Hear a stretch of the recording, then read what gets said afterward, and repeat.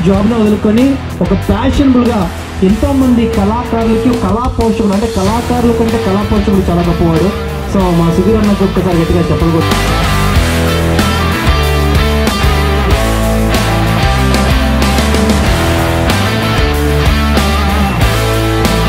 చంద్రశేఖర్ సార్తో అసోసియేట్ నాకు చాలా హ్యాపీగా ఉంది.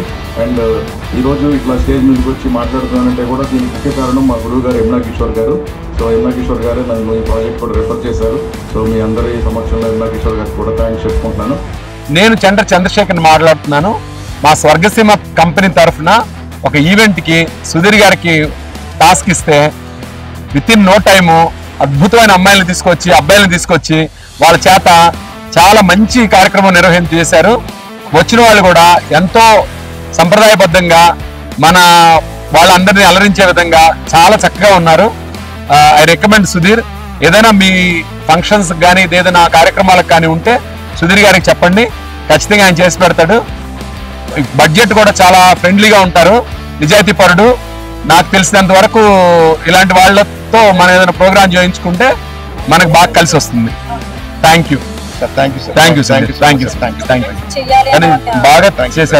సుదీప్, బాగా థ్యాంక్స్. మాట నిలబెట్టారు.